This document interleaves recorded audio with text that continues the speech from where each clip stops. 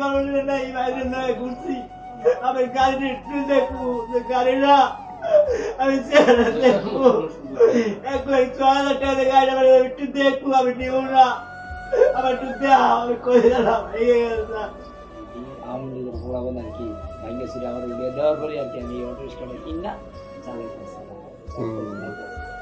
আমি 16 বছরটা আমরা তো কিছু করতে পারিনি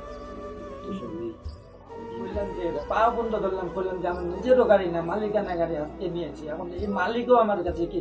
জানেন স্যার 3 দিন আছে 13 তারিখে গাড়িটা নিয়েছে আজকে 15 তারিখ কালকেও আমার ডাকি পাঠিয়েছে আজকে ওই যে আপনি এখানে এসেছেন না এই আমার 4বার ফোন ঢাকা শহরে যারা অটোরিকশা চালায় তাদেরও বিষয়টা বুঝতে হবে যে আসলে এই ঝুঁকিপূর্ণ জিনিসটা মানুষের জানমালের ক্ষতির অনেক সময় কারণ হয়ে যায়। তো সেই জায়গা থেকে চিন্তা করে আমরা যাতে সুন্দরভাবে পায়ে চালিত রিক্সা যাতে চালিয়ে যেভাবে আগে আপনারা চালিয়েছেন না আগে আপনারা, তো সেই বিষয়টা এবং আপনারা লোকালি এলাকাতে যেখানে যেখানে চালানো দরকার সেখানে চালাবেন। চালিত রিক্সা এটি রাস্তায় অত্যন্ত বিপজ্জনক এবং ঝুঁকিপূর্ণ। এই অসহায় মানুষগুলোকে আমরা পায়ে চালিত রিক্সা উপহার দেব, তাদের জন্য আর্থিক ব্যবস্থা করা হয়েছে এবং আমাদের মাননীয় ভারপ্রাপ্ত চেয়ারম্যান যে একটি সুন্দর সমাজ গড়ার জন্য যে কর্ম